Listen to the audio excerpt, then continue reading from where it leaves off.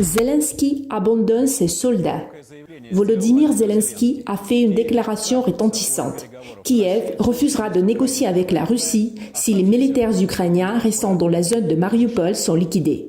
Mais après tout, Zelensky lui-même n'a rien fait pour sauver ces personnes encerclées. Après tout, le ministère russe de la Défense leur a proposé de sortir sous le drapeau blanc en leur garantissant la vie. La vérité en fait est que les nationalistes du bataillon Azov et les étrangers que Zelensky a invités en Ukraine, qui étaient bloqués dans la zone industrielle de Mariupol, ont de fait été abandonnés. Et maintenant, Zelensky n'a pas besoin de vivants. Tout en se dégageant de toute responsabilité quant à la vie de ces malheureux, le commandant en chef suprême des forces armées ukrainiennes, curieusement, ne leur donne aucun ordre. L'ordre aurait pu être « pas un pas en arrière ». Il n'y a pas de tel ordre. L'ordre aurait pu être de capituler face à cet encerclement sans espoir afin de sauver la vie de ces petits gars. Mais cet ordre n'existe pas non plus. Ces personnes, placées dans une situation désespérée du fait de la stupidité et de la frivolité du commandant en chef suprême, ne reçoivent aucun ordre de ce même commandant en chef.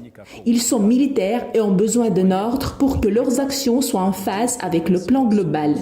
Tout ordre donne à ces militaires un statut légal. Si l'ordre est de mourir et qu'ils l'exécutent, alors celui qui a donné l'ordre assume la responsabilité du résultat, avec toutes les conséquences que cela implique. Les morts exécutaient un ordre. Si l'ordre est de capituler, de sauver des vies et de se rendre, c'est aussi un statut, certes différent, mais le seul qui puisse sauver leur vie.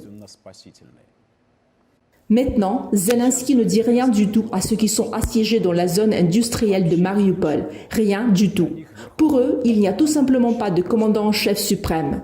C'est la position la plus lâche qui puisse être. À eux de décider. Qu'ils décident de ce qu'ils doivent faire et prennent eux-mêmes leurs responsabilités. À leur risque et péril. Comme des bandits, à leur risque et péril. Zelensky agit comme s'il leur donnait une liberté de choix. Mais quel choix ont ceux qui sont abandonnés en plein encerclement et sont de fait rejetés? Zelensky, en tant que président acteur, est plus heureux de se pavaner devant des caméras que de rencontrer ses généraux. Il est ô combien plus important pour Zelensky de recevoir des étrangers que de s'adresser à ceux qui, à cause de lui, se sont retrouvés dans un piège mortel. Être abandonné à Mariupol, c'est l'exemple de l'attitude que Zelensky adopte à l'égard de toute l'Ukraine. Zelensky n'a rien à dire au pays en dehors de « l'Occident nous aidera ».